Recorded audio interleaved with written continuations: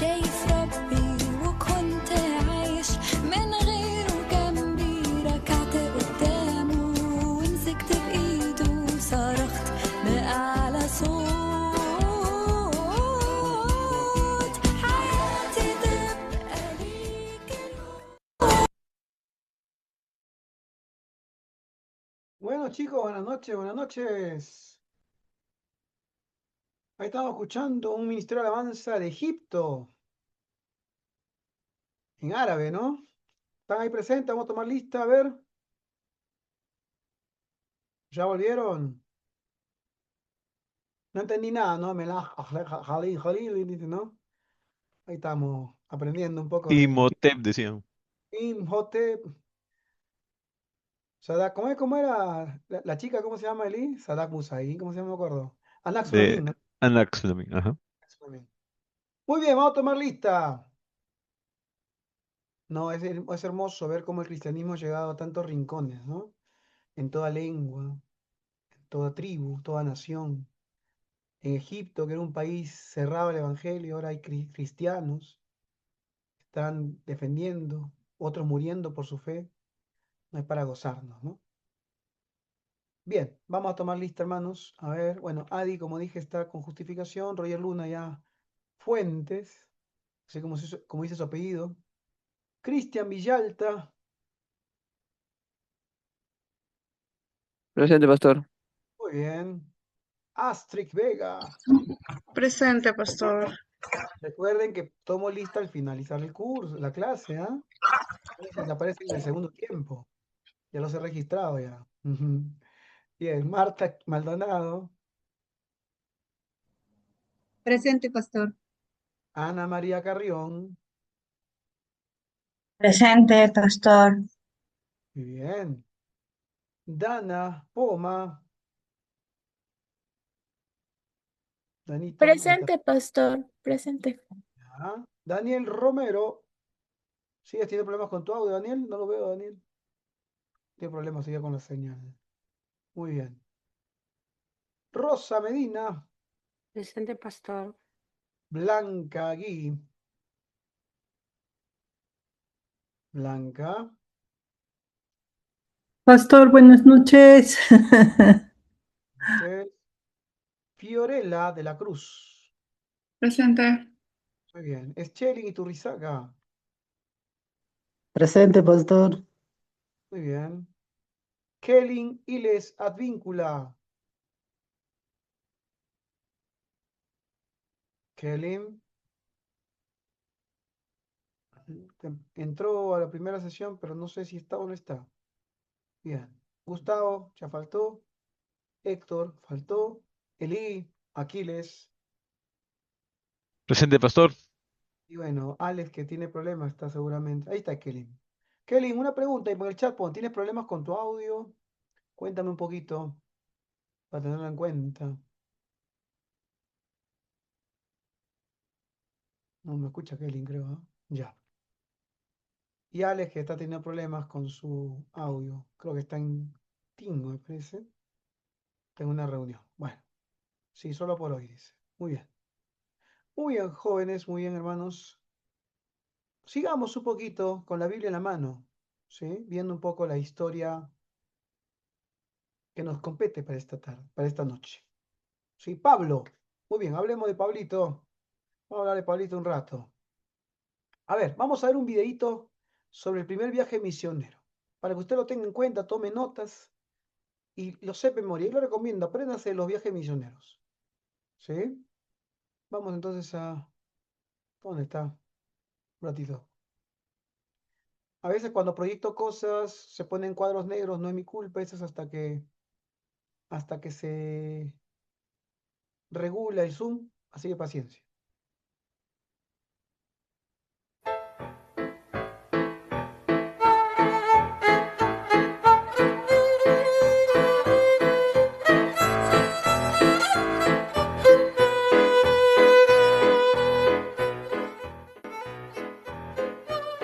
Mientras que la iglesia en Antioquía estaba orando, el Espíritu Santo dijo que apartaran a Pablo y a Bernabé para la obra que les había llamado. Salen de Antioquía llevando como ayudante a Juan Marcos.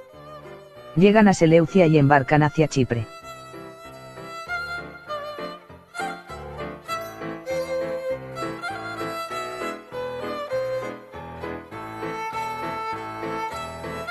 Cuando llegan a Salamina anuncian la palabra de Dios en las sinagogas de los judíos. Atravesaron toda la isla hasta que llegaron a Pafos. En Pafos hallaron a cierto mago llamado Bar Jesús, que traducido es Elimas, falso profeta, judío, que estaba con el procónsul Sergio Paulo, varón prudente. Este, llamando a Bernabé y a Saulo, deseaba oír la palabra de Dios. Pero les resistía Elimas procurando apartar de la fe al procónsul. Pablo le miró fijamente y le dijo, ahora, pues, he aquí la mano del Señor está contra ti, y serás ciego, y no verás el sol por algún tiempo. E inmediatamente cayeron sobre él oscuridad y tinieblas, y andando alrededor, buscaba quien le condujese de la mano. Entonces el procónsul, viendo lo que había sucedido, creyó, maravillado de la doctrina del Señor. Pablo y sus compañeros zarparon de Pafos. Arribaron a Perge de Panfilia, pero Juan, apartándose de ellos, volvió a Jerusalén. Ellos saliendo de Perge se dirigieron a Antioquía de Pisidia. Una vez en Antioquía entraron en la sinagoga un día de reposo y se sentaron. Los principales de la sinagoga les rogaron que hablasen. Entonces Pablo y Bernabé, hablando con denuedo, dijeron, a vosotros a la verdad era necesario que se os hablase primero la palabra de Dios, mas puesto que la desecháis, he aquí, nos volvemos a los gentiles. Los gentiles, oyendo esto, se regocijaban y glorificaban la palabra del Señor, y creyeron muchos. Y la palabra del Señor se difundía por toda aquella provincia. Pero los judíos instigaron a mujeres piadosas y distinguidas, y a los principales de la ciudad, y levantaron persecución contra Pablo y Bernabé, y los expulsaron de sus límites. Llegados a Iconio entraron juntos en la sinagoga de los judíos, y hablaron de tal manera que creyó una gran multitud de judíos, y asimismo de griegos. Se detuvieron allí mucho tiempo, hablando con denuedo, confiados en el Señor. Y la gente de la ciudad estaba dividida, unos estaban con los judíos, y otros con los apóstoles. Los gentiles, oyendo esto, se regocijaban y glorificaban la palabra del Señor, y creyeron muchos. Y la palabra del Señor se difundía por toda aquella provincia. Pero los judíos instigaron a mujeres piadosas y distinguidas, y a los principales de la ciudad, y levantaron persecución contra Pablo y Bernabé, y los expulsaron de sus límites.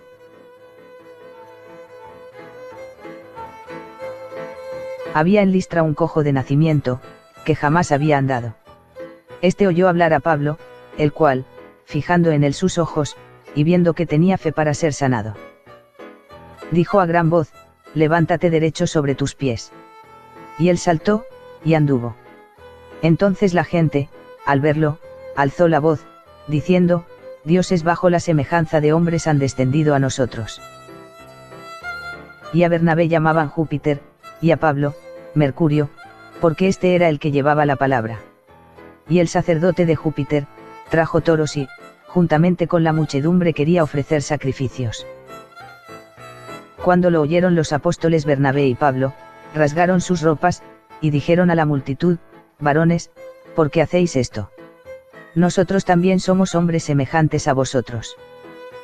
E intentaron calmar a la gente, difícilmente lograron impedir que la multitud les ofreciese sacrificio.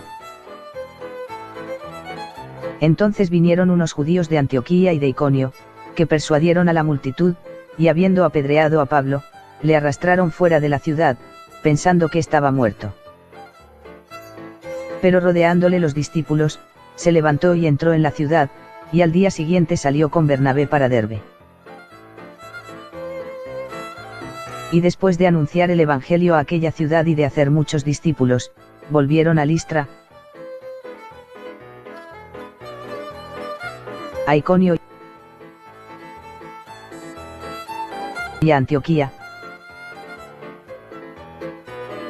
confirmando los ánimos de los discípulos, exhortándoles a que permaneciesen en la fe. Y constituyeron ancianos en cada iglesia, y habiendo orado con ayunos, los encomendaron al Señor en quien habían creído. Se dirigieron a Perge. Y habiendo predicado la palabra en Perge, descendieron a Atalia donde tomaron un barco para dirigirse a Seleucia.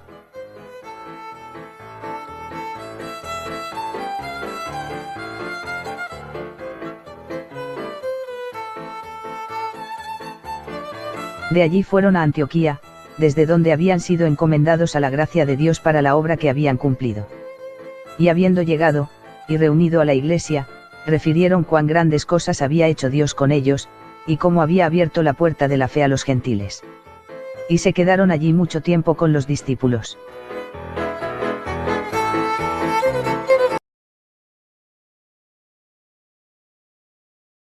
Muy bien, a ver, despierten ya, despierten.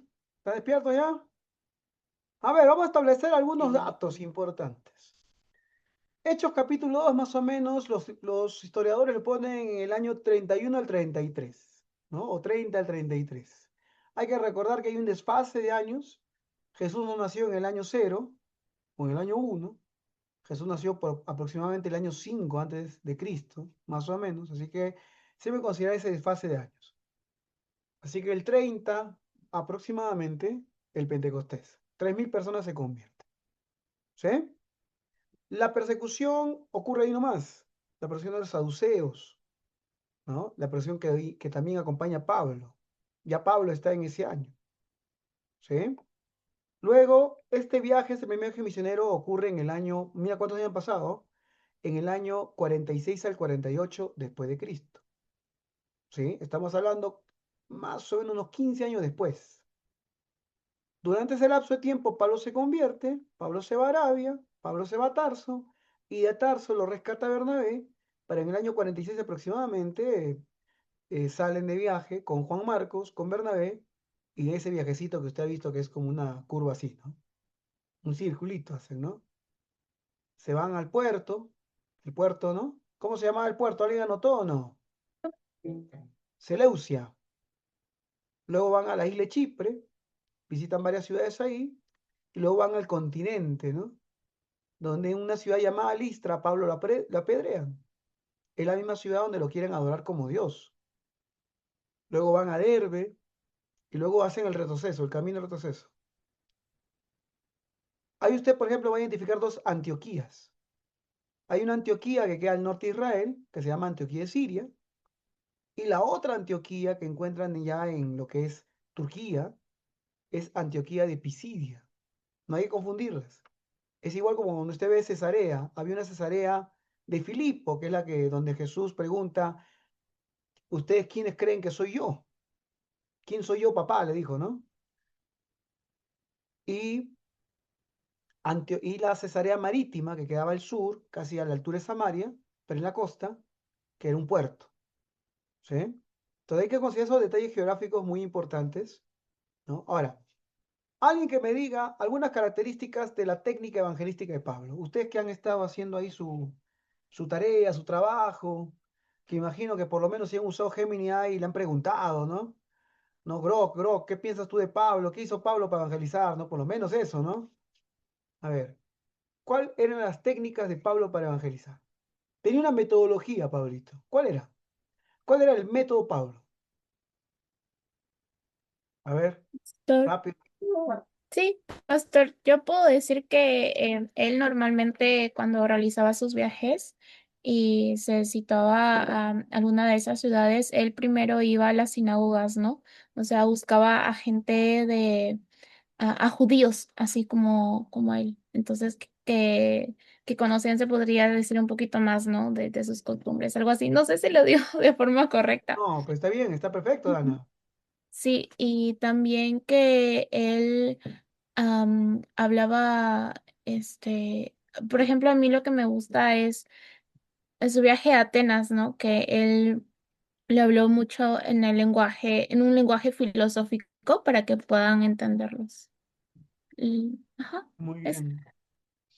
Excelente. Vamos por partes. Primero, Dana ha dado un buen aporte en el sentido de decir la estrategia, una de las estrategias de Pablo era que él iba, y ¿dónde iba primero? A las sinagogas.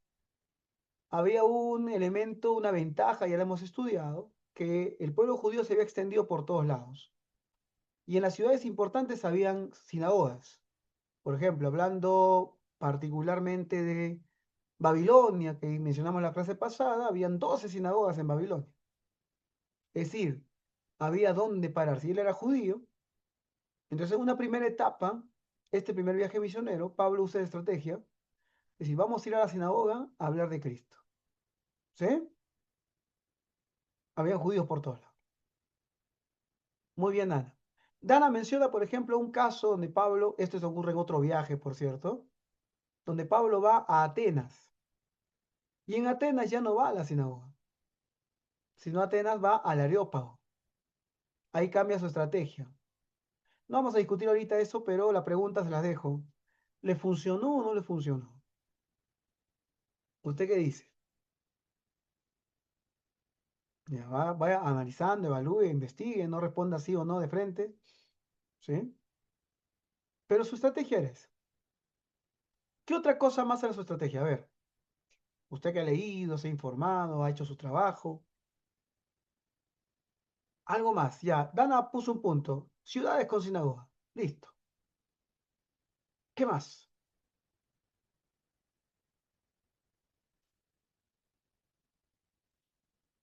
Ya, no vamos a no, no quiero, cuando digo metodología, obviamente lo teológico está implícito, va a predicar de Cristo. Pero hablemos de lo que no es tan implícito.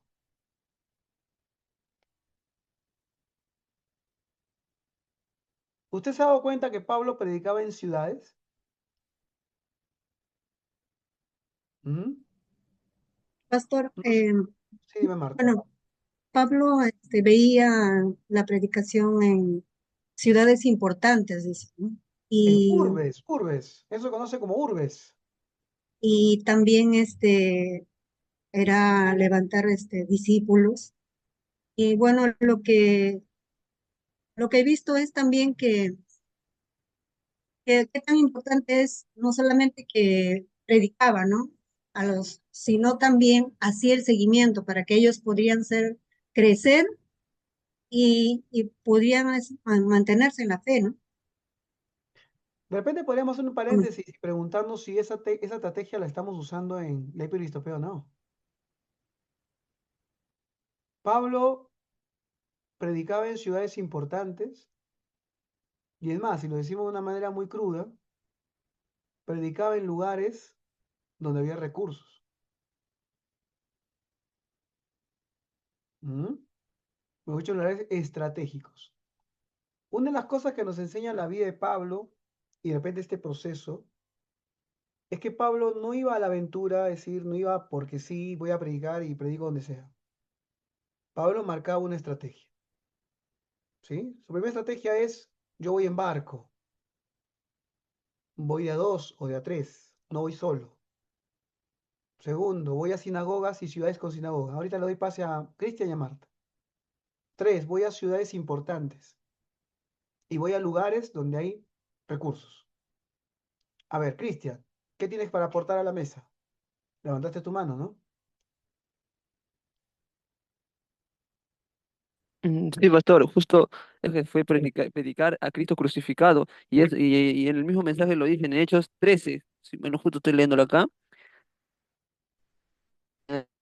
eh, eh, sí, 13:38, de ahí no me acuerdo el lugar, pero era uno de los principales mensajes que hacía en su viaje misionero, más allá de lo que quería mencionar sobre las ideas para todo eso y por último, más abajo dice hacer discípulos, o sea, para formar un equipo para que Pablo no se sienta solo haciendo las misiones, ¿no? Muy Tenía bien, que ¿no? ser así, y es en Hechos 13:2. Muy bien, muy bien, Cristian, muy bien. A ver, Marta, ¿algo más que quieras aportar?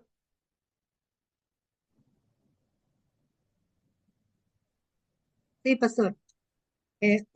Bueno, también aquí, como creo que en el mensaje también veo que han puesto, él, bueno, las personas que han estado a su lado, como lo estaba mencionando, pastor, es que tenían también sus recursos, ¿no?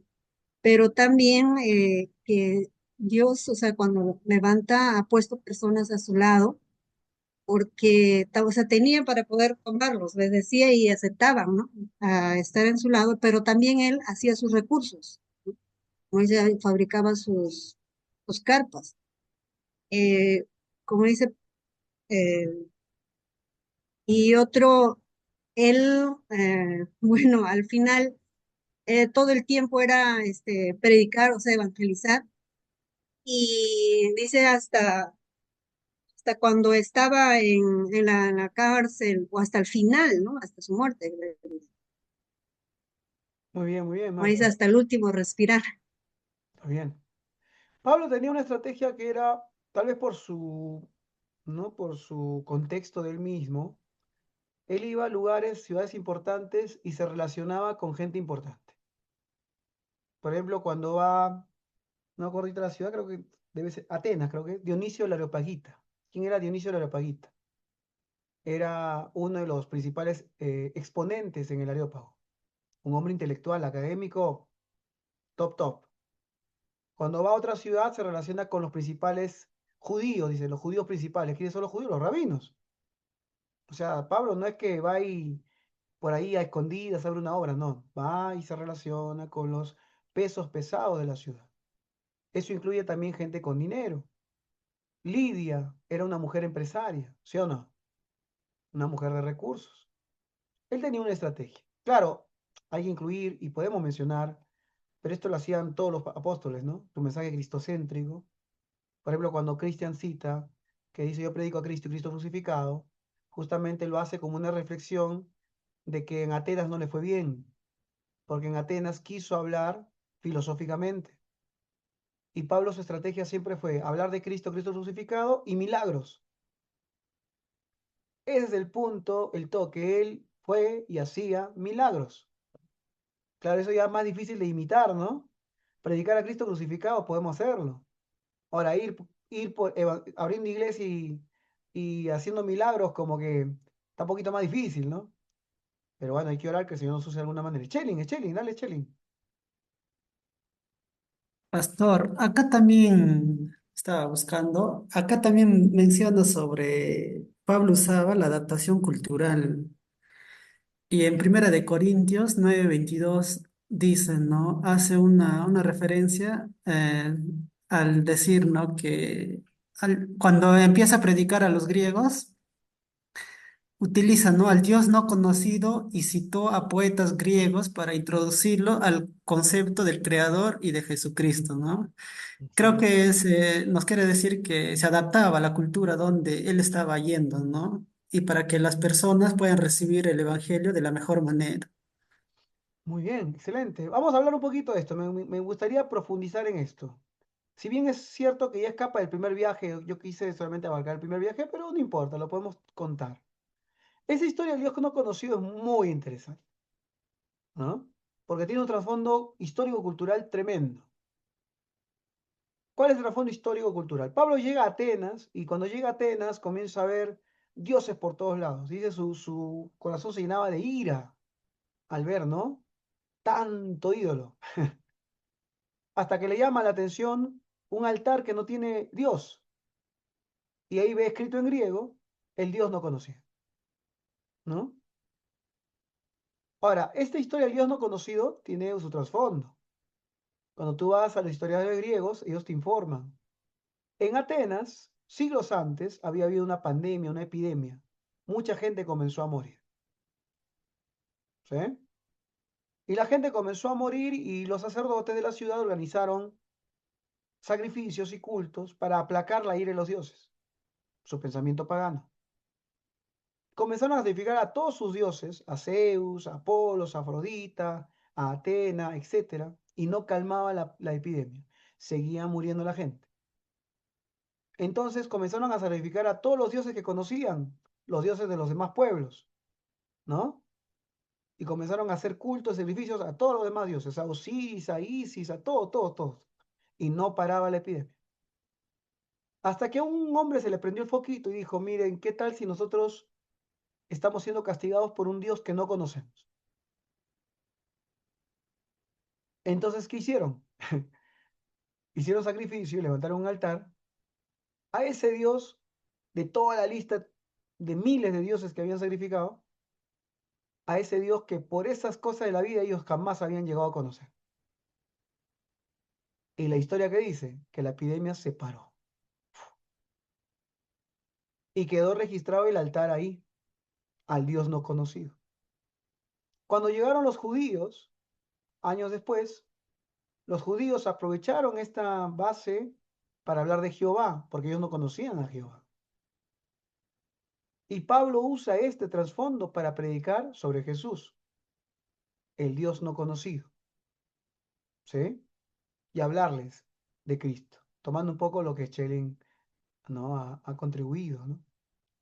El choque con Pablo no fue tanto el tema del Dios no conocido, sino un tema que iba contra la filosofía griega.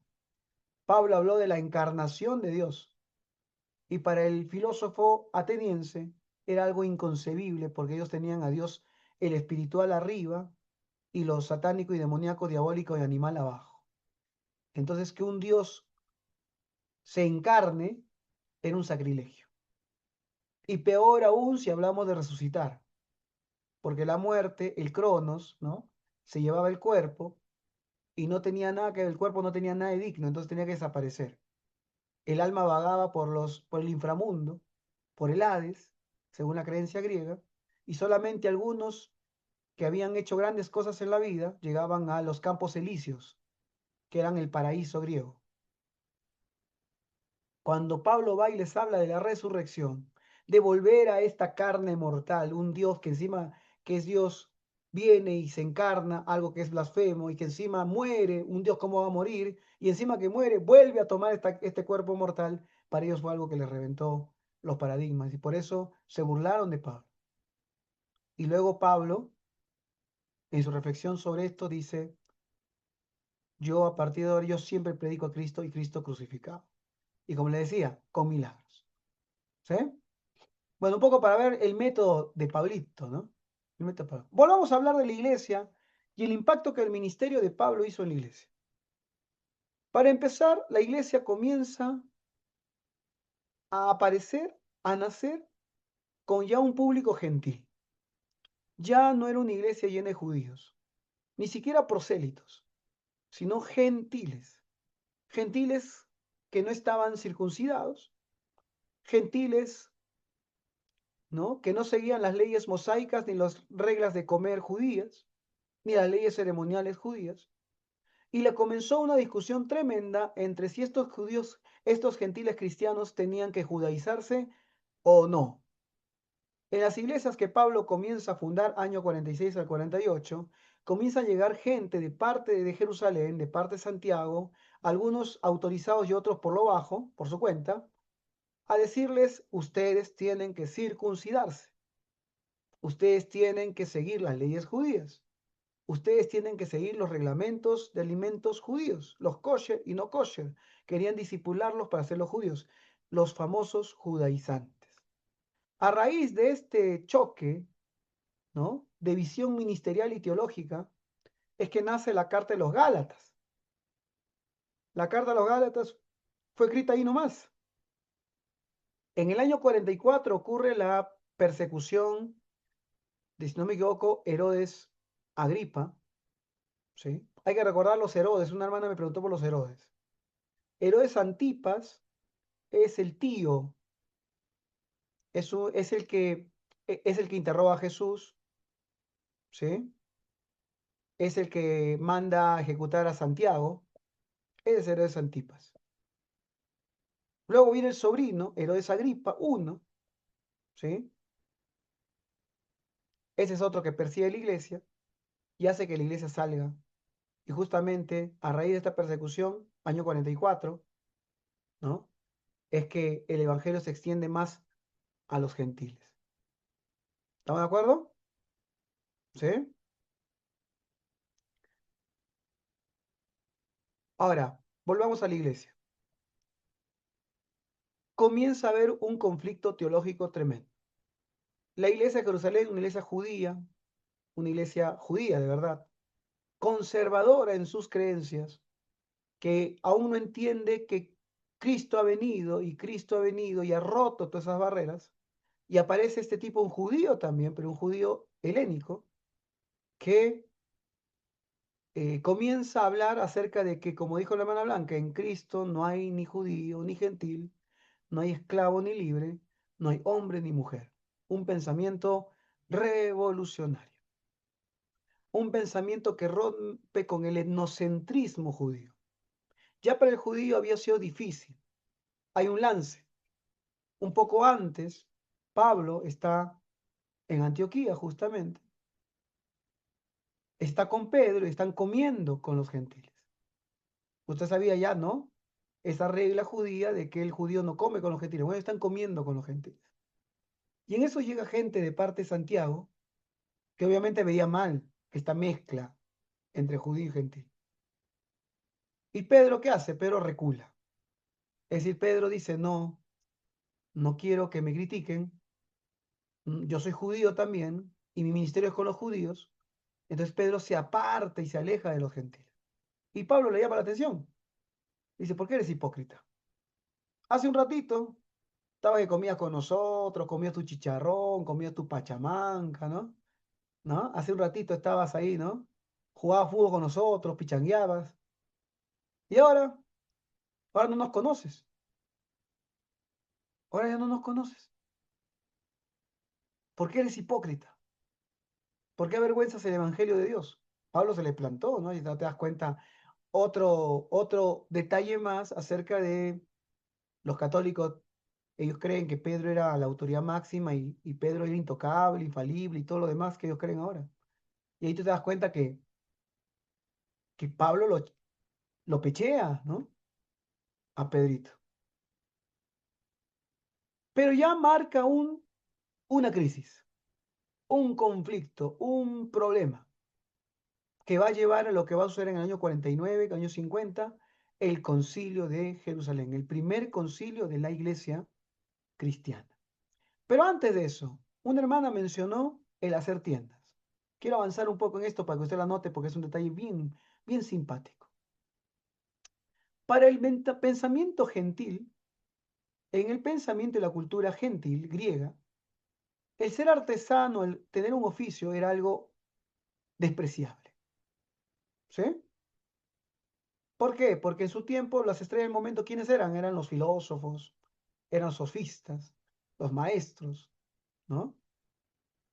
Por eso que cuando Pablo va a Atenas va a encontrar un montón de sofistas. ¿Cómo lo describe? Dice, lo describe como gente que discutía de todo pero nunca se convencía de nada. Esa es la descripción de los sofistas. Maestros, el sofista era una carrera en ese tiempo. Hoy existen sofistas, un montón. En TikTok y en YouTube hay un montón de sofistas. O sea, gente que no sabe lo que está hablando, no sabe lo que está diciendo, habla y charlatanea, y hay mucha gente que le sigue, y encima discuten y debaten entre ellos, y nunca se convencen de nada, porque no están buscando la verdad, solamente tener la razón. Ese es un sofista. Un famoso sofista, alguien lo habrá conocido o lo habrá escuchado, hace poco chocó contra la iglesia evangélica, es el famoso Diego Rusarín. ¿Alguien ha escuchado de Diego Rusarín o no? ¿Nadie? Bueno, creo que voy a recomendar que vayan a escucharlo. Un sofista. Y sofismo era una carrera en ese tiempo. Es decir, hay gente que vivía de ser sofista. Por eso es que Pablo insiste en dar una imagen de que él no es un charlatán ni un sofista. Por eso dice, yo predico a Cristo, Cristo crucificado y con milagros, como para decir, para que nadie piense que soy un charlatán. Esa es mi metodología, me presento así. Pero hizo más por eso, ¿eh? Él tenía recursos. La iglesia de Antioquía de Siria financiaba los viajes de Pablo. Pero Pablo decide hacer una cosa. Él como estudiante del judaísmo, un rabino, él había entendido algo. Mira, qué lejana la idea de muchas veces cómo entendemos el ministerio hoy, incluso en nuestras propias iglesias. Para los rabinos, y esto está escrito en el Talmud, incluso del siglo II, ellos consideraban que una persona que enseña no debería cobrar, dice, ¿no? Pero debería ejercer un oficio. Porque el conocimiento sin trabajo es peligroso, decían ellos. Entonces, en el pensamiento judío rabínico de Pablo, era inconcebible predicar y no trabajar. Qué distante está eso a veces el concepto que tenemos en la iglesia como el ministerio de servicio, el ministerio a tiempo completo, ¿no? Te vas a dedicar a predicar y solo predicar. No, Pablo no es que él lo hace por necesidad, no es que lo hace, eh, ¿no? Porque, qué sé yo, lo hace por un concepto que él había aprendido del rabinismo. Si quieres ser predicador, tienes que tener un oficio. Porque el trabajo va a limpiar de peligros el ministerio. Y eso tiene mucho sentido. En ese tiempo existían los mecenas, es decir, gente que financiaba, como hoy día financian periodistas, ¿no? Tú vas a ver los periodistas y vas a ver que cada uno opina según lo financian. Este opina a favor de este candidato porque le están financiando. Este a favor acá porque le están financiando. Nada es gratis acá. Bueno, los sofistas tenían ese problema.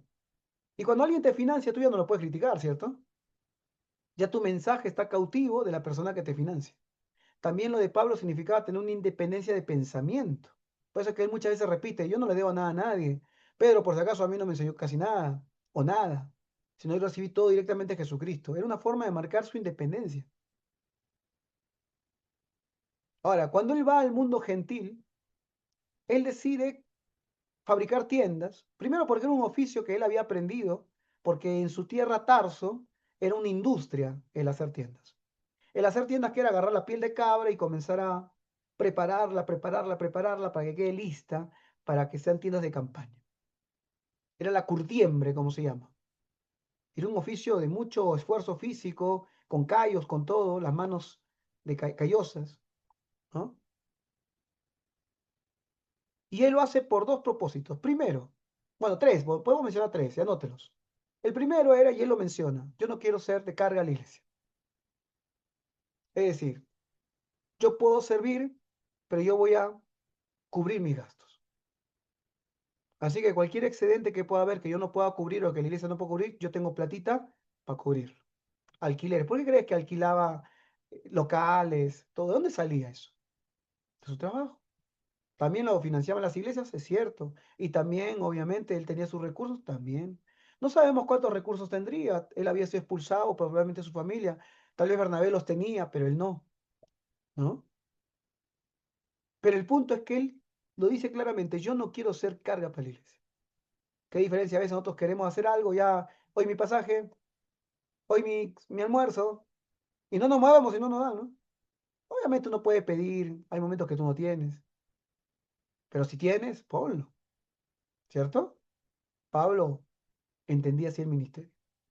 Segundo punto y estrategia importante. Las curtiembres estaban en lugares de la ciudad con mucho movimiento social.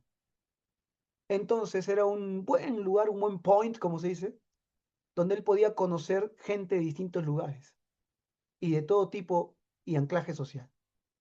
Y aprovechaba para conversar, contactarse, predicar y esparcir la palabra. Es decir, Pablo no necesitaba un local o una iglesia para predicar, él predicaba en su trabajo y contactaba gente en su trabajo. Segundo, ¿sí? Mire, mire. Tercero, y este es muy bonito. El tercer motivo, la tercera parte de esta estrategia era que al él ir al mundo gentil, que despreciaba el servicio, la profesión de artesano, la miraba con desdén, él estaba dando un mensaje de humildad y sobre todo dándole un gran mensaje. Yo por si acaso no soy ese sofista que viene y te charlatanea y te saca plata. No soy ese que viene y dice, ¿quieres que tu hijo salga de las drogas? Ven, ofréndame 200 soles, el altar está abierto. No, ese no soy. Yo soy el que te visita y te lleva víveres, porque yo he hecho mi actividad profundo para bendecirte. ¿Se da cuenta la diferencia? En este mundo donde tú ves ministerios de alabanza que van de concierto en concierto cobrando millonadas, pero ni congregan en su iglesia, y los cristianos todos corriendo, ¡ay, concierto tal! ¿No? Corriendo a pagar su ticket a generar gente que está ahí. Pablo le diría, oye, anda a tu concierto gratis y chambea, ve, para que sostengas tu concierto. Si quieres predicar, ese es el precio. Es cierto que Pablo también va a mencionar, el obrero es digno de su salario, y no le pondrás bozal al buey que trilla. Lo que Pablo le está diciendo a la iglesia es, oye, por si acaso, yo lo puedo hacer, yo lo he hecho, pero ahora viene Timoteo, a él denle su, ¿no? Sostengan al siervo. Por un lado les enseñaba a sus discípulos a hacer lo mismo, pero por otro lado le enseñaba a la iglesia a sostener también al ministerio. ¿Se entiende, no? Pero no era que Pablo iba al ministerio pensando hacerse millonario con el ministerio. O a Timoteo le decía, mira, arma tu grupo de rock y andas a dar de gira por todo un quinto viaje misionero y ahí te financia, por si acaso, pero por si acaso, cobras 150.000 soles el concierto. Eso no existe en el ministerio. Eso es producto de la idolatría que hay en este tiempo. Soy músico, por si acaso, me encanta hacer música. ¿Quién no sueña con hacer una vida así? Pero como lo he dicho más de una vez, son empresas, son negocios, son bandas, son grupos musicales, pero ministerios no son. Porque el ministerio está circunscrito a la iglesia local. Los ministros son los que tocan en tu iglesia, esos son los ministros. Esos son los ministros, no el que está haciendo su concierto. Ese es un negociante, un empresario, está ganando su plata. Pero eso no es ministro. El ministro es el que está tocando en tu iglesia, el que está con la guitarra, ran, ran, ring, ring. A ese apóyalo, para que estudie por lo menos, y toque mejor, y bendiga más a la iglesia. Trasladando un poco, ¿no? El concepto que Pablo tiene del ministerio. Ahora volvamos a la iglesia. El trasfondo transcultural. ¿Cuántos paradigmas se van rompiendo conforme la iglesia se va alejando de Jerusalén? Los gentiles ya no solo creen en Jesucristo, reciben el Espíritu Santo. Ahora también son nombrados. Miren lo que Pablo hace en cada lugar. Dice, va, llega, evangeliza y se van nombrando presbíteros. Nosotros demoramos en nombrar presbíteros 15 años, ¿no? Para un presbítero. Porque no surgen así nomás. Pablo los nombraba, presbíteros, háganse cargo de la iglesia. Claro, es que era más fácil porque en ese tiempo el presbítero literalmente era un anciano. Porque en ese tiempo la sabiduría estaba relacionada con la edad. Entonces tú sacabas tu cuenta y dentro de tu congregación había 2 o 3 ancianos de verdad, a ellos les encargaba la iglesia, por experiencia, por madurez, por todo. Y ese concepto incluso ha ido cambiando, ¿no? Pero Pablo fundaba la iglesia y la establecía y seguía su camino. Y después, ¿cuál era el plan? El plan era ir visitando o por carta ir instruyéndolo. Justamente las cartas de Pablo. No es que Pablo agarraba un día y dice, voy a escribir una carta. Estoy inspirado, quiero hablar de, qué sé yo, de la justificación por la fe. Entonces, bueno, ¿a quién se la dedico? Oye, Timoteo, ¿a quién? A los romanos creo que no los conocen, ¿no? Ya, escríbele una carta. No, no era así. Las cartas vienen por una necesidad puntual de Pablo de aconsejar, ¿no? De corregir, de instruir. Si podemos decirlo así, son cartas pedagógicas. No es una inquietud literaria de Pablo que quería escribir algo y, a ver, vamos a hablar acerca de la ley y bueno, voy a escribir Gálatas. Una carta, ¿a quién a los Gálatas hay que mandarse? No. Los Gálatas es una respuesta a los ataques judaizantes a la iglesia y la confusión que trajo los ataques judaizantes y Pablo quiere corregir esos errores. Ese es el origen de las cartas de Pablo, todas sus cartas, Efesios, Tesalonicenses, Gálatas, primera, segunda de Corintios, etcétera, etcétera, etcétera. Tal vez la única carta que sale un poco del modelo, como le digo, es Romanos, porque Romanos fue una carta de presentación. Y Hebreos, que no se sabe si de Pablo o no. Se supone. Algunos creen que fue escrito por Apolos, otros creen que fue escrito por Priscila. Al final nadie sabe quién escribió Hebreos. Un poquito para que entendamos, y a partir de la tienda, mira, de la tienda nomás hemos traído una tremenda reflexión, ¿no? De este detalle que se nos pasa por alto, porque empezamos como decir, Pablo necesitaba plata, entonces ponía a chambear para pagar, pues no tenía para el almuerzo. No, no era así. O que Pablo es como es su oficio, seguramente aparte de abogado, quería tener un oficio y como seguramente en algún momento no tuvieron plata, el papá seguramente era fabricaba tiendas, por lo tanto él hacía tiendas, ¿no? Su hobby era hacer tiendas, no, era una estrategia evangelística y de discipulado. Una estrategia tremenda que podríamos aplicarla hasta el día de hoy, ¿no? ¿Cuál sería la moraleja en estos tiempos? No estoy diciendo que te pongas a hacer tiendas. Pero tú quieres predicar, la forma más directa es caminar con la gente. ¿Eh? Camina con las personas. ¿Jesús lo hacía o no? Es cierto que Jesús no le conocemos un trabajo, él era carpintero, tenía su oficio, carpintero. Pero no lo vemos a Jesús arreglando una mesa, ¿no? O construyendo una casa, porque el carpintero en ese tipo era albañil también. Pero Jesús tenía el trasfondo del oficio. Había trabajado con su padre años y conocía el campo, conocía todo, y por eso tenía esa forma de predicar, hablando, ¿no? De los campos, de las semillas, de las aves, etc. Pablo es un intelectual, no hay que olvidar que él es un intelectual, estudiadísimo, pero al mismo tiempo tenía su oficio, y con su oficio sostenía su propio ministerio y bendecía a otros, y enseñaba a la iglesia a dar y a ofrendar. Amén, hermanitos. ¿Alguna pregunta? A ver, ya para ir cerrando este punto y a ir a la última parte de esta clase. ¿Algo que quieran comentar o acotar sobre este tema? Yo sé que algunos están haciendo su trabajo para entregarlo, así que están ahí distraídos escribiendo, ¿no? No importa, no importa. Está bien, pero por lo menos escuchen. A ver, algo de acotar sobre el ministerio de Pablito, algo más que hayan observado. Anoten esos detallitos que estamos dando, ¿eh? El Dios no conocido. Sí, pastor, bueno, Pablo no perdía tiempo, ¿no? O sea, cuando estaba en la cárcel, hizo muchas cartas. Se dice que la mayoría, un 60% del Nuevo Testamento es escrito por Pablo. Exacto. Y me llama también la atención en que cuando, cómo es lo que muere, ¿no? En el gobierno de Nerón, y porque Nerón odiaba a los cristianos. Bueno, eso también tiene, o sea, una historia por qué los odiaba a los cristianos. Bueno, Nerón era un gobernante que llegó de Roma a los 16 años, dicen, ¿no? Según la historia que comento. Pero esto, o sea, él muere, o sea, antes de morir, bueno, hace el libro de Segundo Timoteo, ¿no? Que es bastante interesante para el pastoral, ¿no? Y esto hace ver cómo él, o sea, asume el gobierno de Nerón tan jovencito, pero dice que era adoptado, ¿no? Pero él era músico, como menciona, ¿no? Estábamos hablando justamente de los músicos y bueno, según que algo he escuchado porque soy nueva, ¿no? En la iglesia presbiteriana IPXP, ¿no?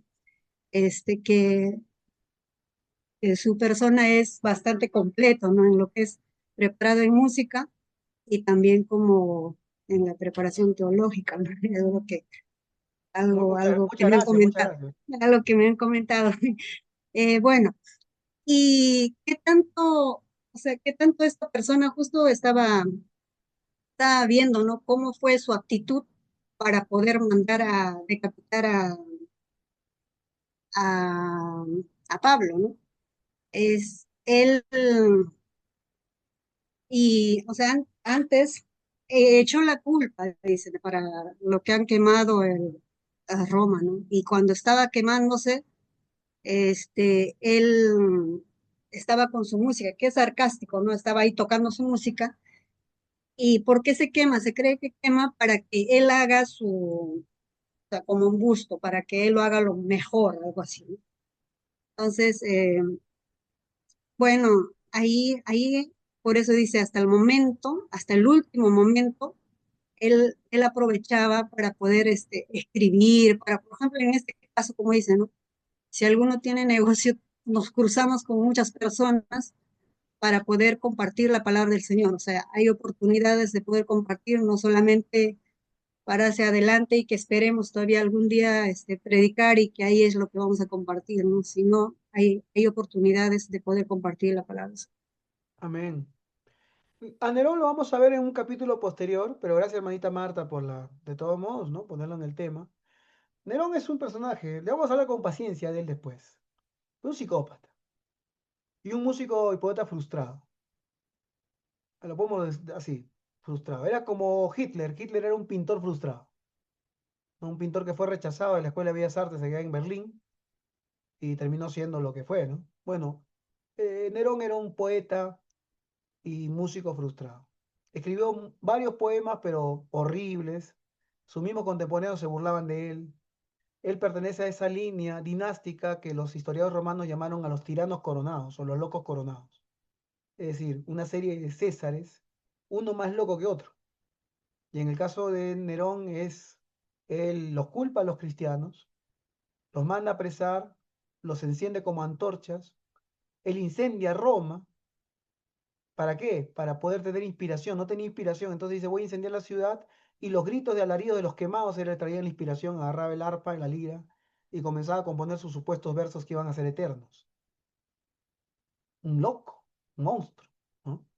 Pero bueno, eso vamos a verlo un poco después. Vayan leyendo sobre esta historia que es muy importante, las persecuciones que hay los cristianos, ¿no? Pastor, Vamos a... pero Sí, sí, su conciencia de poder actuar mal y mal también termina, ¿no? Se suicida. mire, hermano Marta, yo le digo algo, porque una vez investigué este punto. Una vez me di un trabajito a investigar el final y el destino de todos los genocidas. Hablo de los genocidas, ¿ah? Hablo que no asesinos nomás, sino genocidas. Esa gente como Hitler que murieron miles o millones de personas bajo su mano. Por alguna razón que yo entiendo de lo teológico, esta gente jamás se arrepintió. O sea, no hay un caso de un genocida que haya matado miles de personas o millones de personas que al último dijo, Señor, perdóname, Señor, entrego mi vida a Jesucristo. No existe. Y yo creo que Dios es justo. Comenzando por el faraón y terminando por el último genocida que usted quiera mencionar. Es un detalle histórico curioso, ¿no? Muy curioso. Y ahí se entiende cuando Pablo mismo dice en Romanos, ¿no? Y Dios endureció el corazón del faraón, ¿no? Endureció. O sea, qué terrible es. Y ahí entra la teología. La teología dice, Dios no endurece el corazón de nadie. Lo explicamos, es un hebraísmo. O sea, me ha dicho, Dios no es que agarra y ¡pum! Va a hacer tu corazón así, cuando le dicen chucro, ¿no? Va a hacer tu corazón chucro, así, ¿no? ¡Crack! De piedra, no. Lo único que Dios tiene que hacer es dejarte solo. Y cuando te deja solo, tú mismo te vuelves de piedra. Tu corazón totalmente se endurece. Vamos a terminar, nos quedan 20 minutos, vamos a hablar de un suceso histórico, final ya de esta clase. Hemos pasado, ¿no? Desde Hechos 2, Ministerio de Pedrito, ¿no? Pentecostés, Cornelio, ¿no? Vamos a ver, por ejemplo, un detalle, anótelo. ¿Quién es el ministro que va y llega a la iglesia nueva de Antioquía y Pisidia, que por cierto no fue fundada por ningún apóstol? ¿Quién es el primero que llega ahí? ¿A quién lo envían? A Bernabé. Bernabé, por si acaso, es considerado un apóstol. Cuando Lucas menciona, dice los apóstoles Pablo y Bernabé. Pero hay que distinguir, Bernabé no era de los 12, sino era la forma más general. La palabra apóstol significa enviado. Entonces, Bernabé pertenecía a este tipo de enviados. No a los 12 apóstoles, sino a los apóstoles que eran enviados a predicar, ¿no? Hoy lo llamaríamos misioneros. Los misioneros que eran enviados a evangelizar y abrir obra. Esa era Bernabé. ¿Sí? Ocurre la crisis y un conflicto entre iglesia, entre pensamiento, entre cosmovisión, había que resolver. La iglesia de Jerusalén era una iglesia conservadora que quería que todos los miembros sean judaizados. Habían igual dos escuelas ahí, una más abierta, otra más cerrada. Algunos cedían a la presión de los propios judíos. Los judíos decían, bueno, quieren ser cristianos, sean cristianos, pero vuélvanse como nosotros. Por otro lado, estaba Pablo y Bernabé con otros más que habían abierto una iglesia ya típicamente gentil. O sea, con gente no judía, no estaban circuncidados, no obedecían leyes mosaicas, no obedecían leyes rituales, no obedecían restricciones de alimentos, etcétera, etcétera, etcétera. Entonces la preocupación hay de dos tipos, ¿no? Por un lado la pregunta, ¿hay que judaizar a esta gente? Y por otro lado, ¿cómo evitamos que esta gente entonces, siendo pagana, deje el paganismo? No se convierta en una iglesia liberal donde todo está permitido.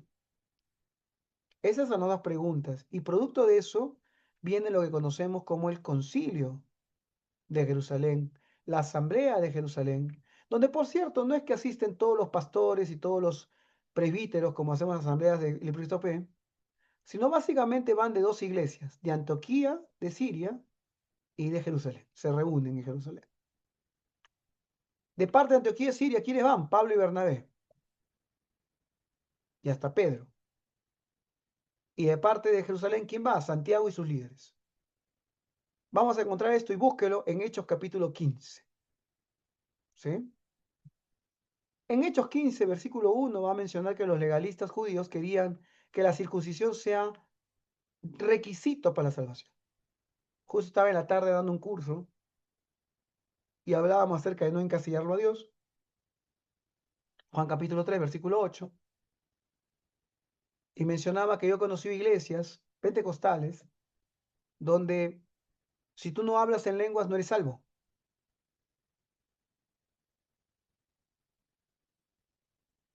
Bueno, en este caso, estos judíos legalistas decían, si tú no estás circuncidado no eres salvo.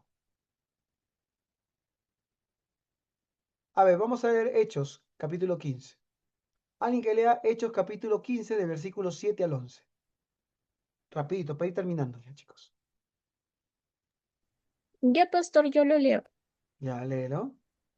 Y después de mucha discusión, Pedro se levantó y les dijo, varones hermanos, vosotros sabéis, como ya hace algún tiempo que Dios escogió, que los gentiles oyesen por mi boca la palabra del Evangelio y creyesen.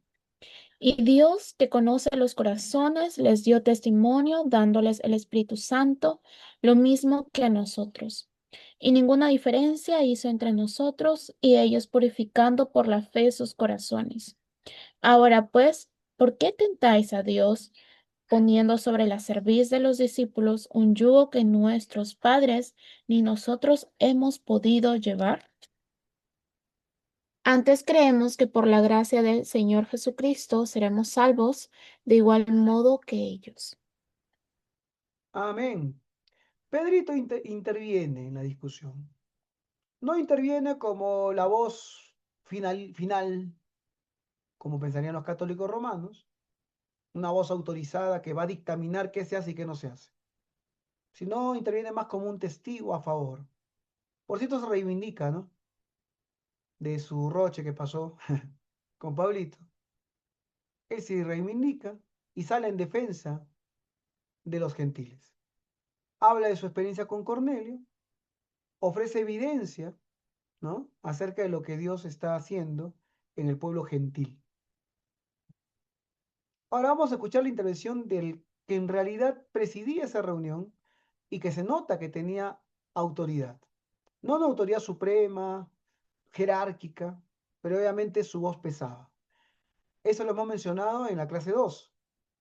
Santiago, el que no creía en Jesús, se convirtió luego en pastor de Jerusalén.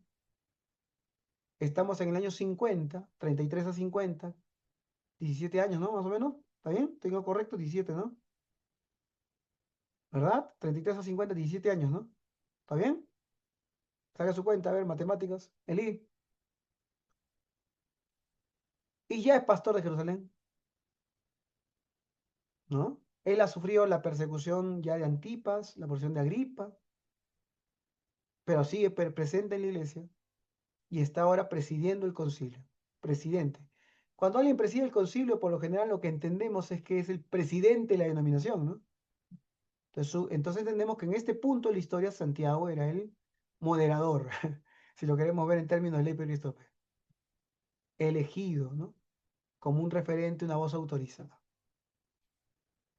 A ver, leemos Hechos 15 del 13 al 21. Ya estoy terminando. A ver, alguien que me ayude. Lea Hechos 15 del 13 al 21.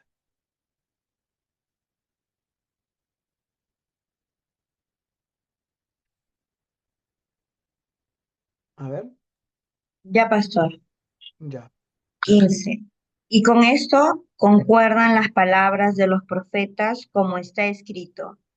Después de esto volveré y reedificaré el tabernáculo de David que está caído, y repararé sus ruinas y lo volveré a levantar, para que el resto de los hombres busque al Señor y todos los gentiles sobre los cuales es invocado mi nombre.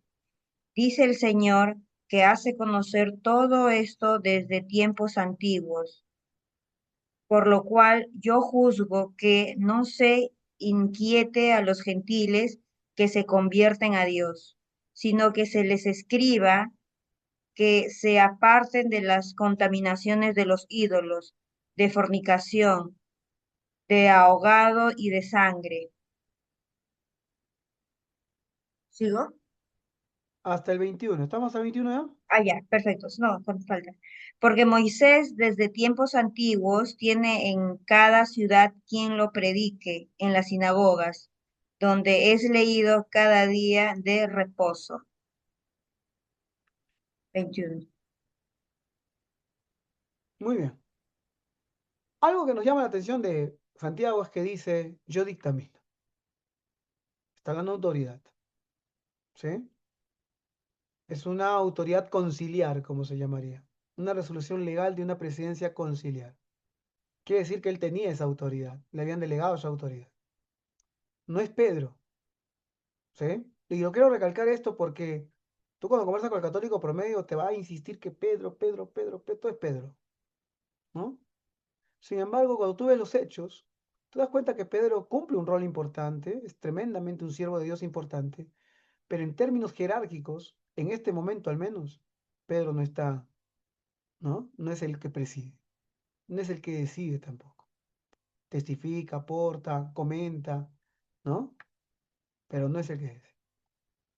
Nos da una idea de cómo la iglesia está organizada. Por ejemplo, en el 15:22, el versículo que sigue dice, nos ha parecido bien a los apóstoles, a los ancianos, con toda la iglesia. ¿Eso qué está hablando? Está hablando de una forma colegiada de organización. No es un hombre el que está sobre todos y dice qué hay que hacer, y su palabra simple, suficiente, o dice, ¿no? La cátedra de Pedro, la silla de San Pedro, desde ahí el Papa infaliblemente, ¿no? Dictamina las cosas. No, acá estamos hablando de que hay un concilio, hay representantes de las iglesias, están hablando los apóstoles, habla Pedro, habla Pablo, habla Bernabé, y Santiago como presidente, ¿no? Dictamina el acuerdo que hay entre todos. Y el acuerdo entre todos se da de forma colegiada. Hechos capítulo 15, 22. Los apóstoles, los ancianos y toda la iglesia. Ahora, cuando leyó Ana, hay tres cositas, ¿no? Que le dicen a los gentiles. ¿Qué le dice a ver Ana? ¿Ana recordar o alguien que haga recordar? Primero, ¿cuál es? ¿De qué tienen Sí, que apartarse? y apártense de las contaminaciones de los ídolos. A ver, punto por punto. Primero de idolatría. Es decir, no vamos a obligarlos a circuncidarse, no vamos a pedirles que sigan leyes rituales, leyes de purificación, todas las leyes del Deuteronomio o del Levítico, leyes de alimentos ni nada. Solamente apártense de la idolatría. Segundo, ¿cuál dice Ana? De fornicación. Santidad sexual. Hay que recordar que a diferencia del judío promedio, el griego, el pagano, vivía en una sociedad libertina sexualmente. ¿Sí? Cuando tú vas, por ejemplo, un día métete a un documental de Pompeya, esa ciudad que fue arrasada por el volcán, ¿no? ¿Se acuerdan, no? Volcán Vesubio fue, ¿no? Alguien que me corrija si no es cierto. Y en una de las puertas había una casa, yo estaba viendo el documental, había una casa de ricos, donde en la puerta estaba escrito un anuncio. Y era un anuncio de una mujer prostituta que en esa puerta de la casa del rico atendía a los hombres. Y había puesto su anuncio ahí. Y había puesto su precio, cuánto cobraba por el servicio y todo lo demás. Era algo normal. Es como que en tu casa una mujer de ese tipo esté en tu casa y ponga su cartel en tu puerta. Imagínate, ¿lo harías? ¿Lo permitirías o no? Pero ahí era normal. La homosexualidad en el mundo greco-romano era lo más normal del mundo, pero no era una orientación como hoy lo enseñan, sino era una costumbre social. El griego, por ejemplo, ¿por qué practicaba el homosexualismo? Porque el griego consideraba que la mujer era impura, ¿no? Y los hombres eran puros. Y por lo tanto, un hombre para encontrar la felicidad y el placer completo, ¿con quién tenía que tener sexo? Con un igual. ¿Y quién era su igual? Otro varón. Es el pensamiento recontra machista que había en esa época. Y por eso es que tenía sexo con varones, ¿no? Porque era una cuestión de gusto, orientación, que sí, a mí me gustan los varones y no las mujeres, no. Muchos de ellos tenían sus mujeres, sus hijos y todo lo demás, pero practicaban la homosexualidad como algo normal. Por otro lado, en los templos paganos, el culto, ¿cómo era? Los varones iban y se acostaban con las sacerdotisas cúlticas. Había mujeres hermosísimas, eran sacerdotisas, ¿no? Y donde los varones, la forma de adorar a Dios era ir a acostarse con ellas. Si tú ibas a un baño público, era un sauna donde se bañaban hombres y mujeres juntos. A ver cuántas mujeres animarían a irse a bañar hombres y mujeres juntos. Creo que ninguna. Totalmente desnudos y ocurría de todo ahí. Para darse una idea de cómo era la sociedad grecorromana. Te ibas al estadio y los atletas corrían absolutamente desnudos. O sea, que tú, ¿cuántos irían a un estadio hoy día? ¿Te imaginas ir a un olimpiado donde todos los atletas están desnudos? No podrías ni verlo. Por eso es que la reglamentación era apártese de la fornicación, de la impureza sexual. En esa parte sí no negociamos. Apártense de la fornicación y la impureza sexual. Y tercero, ¿cuál es lo que menciona Ana? Ya para terminar, nos quedan 5 minutos. de ahogado y de sangre. Más allá de que los judíos obviamente tenían prohibido comer sangre y también comer, aparte de un animal impuro era un animal que había muerto de esa manera, también tenía un contexto religioso. En los pueblos paganos se practicaban mucho las religiones mistéricas. Por ejemplo, había una religión al dios Mitra, que para iniciarte, ellos mataban un toro y te bañaban con la sangre del toro y tenías que tomarte la sangre del toro. Entonces, muchos de estos cultos mistéricos que venían de Oriente, de Egipto y de otros lugares, eran cultos de iniciación sangrientos. Entonces, una forma de alejarlos de esos cultos mistéricos era la prohibición de comer sangre y de comer animal ahogado. ¿Sí? Entonces ahí vemos 3 cositas, nada más se les pidió a los gentiles. Entonces vamos a terminar con una última reflexión, ya para ir cerrando. No te distraigas con el trabajo que lo entregas después, no te preocupes. Va a haber una prórroga, ¿sí? Voy a darle igual mayor nota a los que han entregado hoy y los que entregan después, ya va a ser una menor nota. Lo siento. Igual lo voy a revisar y lo voy a corregir. Y también me voy a dar cuenta si lo ha hecho la IA o no, por si acaso. Así que trata de que sea tu propio lenguaje, tu propia forma de hablar, ¿sí? Y que sea tu conocimiento el que esté ahí. Muy bien, te Así, explico. así hablo yo. Así hablas tú ya. Yo sé cómo habla cada uno, ¿ah? Ya, escuche. La iglesia comienza a abrirse y comienza a entrar en contextos culturales absolutamente diferentes al de la Jerusalén del siglo I. La iglesia tuvo que adaptarse por un lado, pero también poner puntos firmes por otro. Muchas veces nosotros como cristianos y como iglesia estamos llevados a preservar nuestras tradiciones, ¿no? Que tenemos de siglos. Pero muchas veces nos olvidamos que esas tradiciones nos vuelven anacrónicos, nos vuelven irrelevantes a los cambios culturales que ocurren en nuestra época. Si no, miren nomás cuántas iglesias siguen discutiendo la falda, el pantalón, el tamaño de la falda. Y no es que yo esté en contra de la reverencia ni nada, pero ¿serán los problemas de este siglo esa discusión?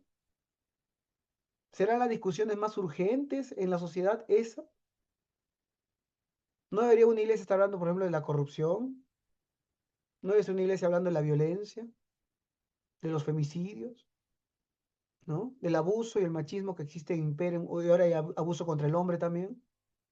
Por ejemplo, un problema real de hoy es qué respuesta tenemos ante la ideología de género, por ejemplo, o el feminismo radical, que está afectando incluso a las propias mujeres de las iglesias. Tenemos ministras feministas, mujeres que están enseñando prácticamente que la mujer no necesita al varón, que puedes vivir sola y bótalo de tu vida porque mejor es andar sola, etcétera, etcétera, etcétera.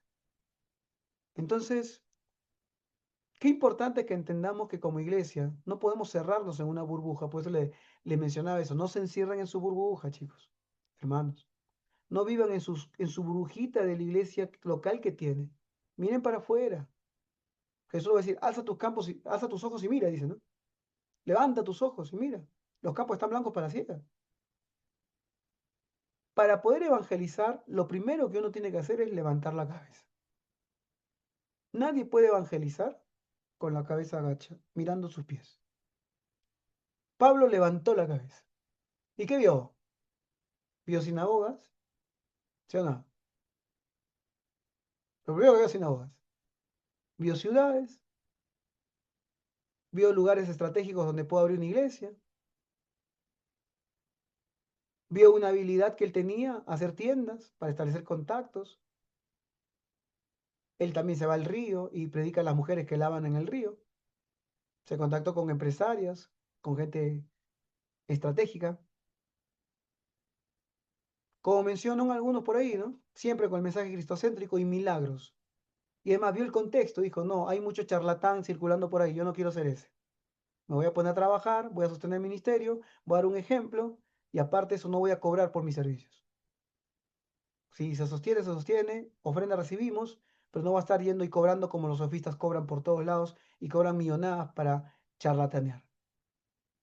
Levanta tus ojos y mira, los campos están blancos para la ciega. Nadie evangeliza sin el poder de Dios. Nadie evangeliza sin la palabra de Dios. Nadie evangeliza sin el Cristo crucificado, pero tampoco nadie evangeliza si no levanta la cabeza. Hay que levantar. Para usted, estudiante de teología, ¿qué es levantarla? Mire el mundo. Infórmese, empápese de lo que se está discutiendo justo el día de hoy. ¿Sí? ¿Las noticias las ve o no las ve? Seguro ni las ve. Véalas. Llénese, empápese el contexto. No para ponerse al lado de un candidato o de un político, sino para ser crítico. De quien sea que entre. Crítico por un lado y orar por él por otro lado si ha sido elegido. ¿Sí? Porque la iglesia es sal y es luz. No estamos para aplaudir poderosos, del nombre que sea y del color que sea. Estamos para ser profetas, para levantar una voz profética. ¿Sí? Así como Juan el Bautista y le costó la cabeza. ¿Sí o no? Y Pablo también levantó su voz profética. En Cristo no hay ni judío ni gentil. No hay ni esclavo ni libre. No hay ni hombre ni mujer. Hoy nos suena tan normal esa frase. Pero en el siglo I, esa frase habrá sido revolucionaria. Le habrá roto los paradigmas a más de uno y habrá provocado la ira de un montón de gente. ¿Por qué cree que lo odian los judíos ortodoxos hasta el día de hoy lo odian a Pablo? Y hasta los cristianos, hay muchos que reniegan. Un cristiano me escribe en Facebook, me dice, ¿y cuándo vas a separar el evangelio puro de Cristo de las herejías y falsedades de Pablo? No entendió nada el muchacho. Hay mucha gente así. Entonces, ¿qué tenemos que hacer, hermanos? Empaparnos, levantar la cabeza y predicar. Vamos ahora, 10:02, me he pasado 2 minutos, disculpe. Próxima clase, no les dejo tarea ahora, terminen la que tenían pendiente. Entréguemela, por favor. ¿Sí? Esfuércense, por favor. Y nos vemos el próximo lunes, después de elecciones. Algunos estarán contentos ese día, otros estarán tristes, algunos estarán asados, otros estarán celebrando, no lo sé. Pero no sigamos para adelante porque al final nuestro reino no es de este mundo. Amén. Somos del otro reino. Vamos a orar para despedirnos. Padre amado, Señor, en el nombre de Jesús te damos gracias por poder estudiar la historia y aprender, Señor, de tus grandes siervos y hombres de Dios, Señor. Que tú, Señor, dispusiste en un momento determinado y nos bendice a través de su ejemplo. Aprendemos, Señor, a través de su ejemplo. Padre amado, en el nombre de Jesús, bendice a mis hermanos, a los descansar, mañana solamente tienen trabajos que hacer y también clases. Ayúdalos y bendícelos y que este tiempo haya sido de provecho y bendición para todos. En el nombre poderoso de Cristo Jesús. Amén. Estamos despedidos, chicos. Dios les bendiga. Bendiciones. Hermanos, Buenas buenas noches. noches, antes que se retiren.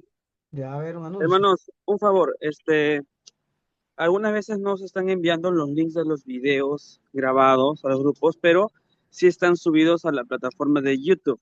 Así que Voy a enviar ahora el enlace de esta clase grabada y subida, pero pueden revisar en YouTube, pueden buscar CEP IP Cristo P, IPXP, y ahí van a estar las clases subidas, hermanos, ¿sí? Si quizás alguno está buscando y no se envía la clase al link por algún motivo, el video de YouTube, pero ya está subido en el canal, hermanos, así que les invito a que puedan ir revisando. Listo, hermano, nada más. Buenas noches, bendiciones. Buenas Gracias, noches. gracias, hermano Alexis. Dios les bendiga. Buenas Gracias. noches a todos. Nos Buenas vemos. noches, hermanos. Nos vemos. Buenas Buenas noches, noches. Buenas hermanos. noches a Buenas noches. todos. Nos Hasta vemos. mañana, hermanos. Hasta mañana. Buenas noches.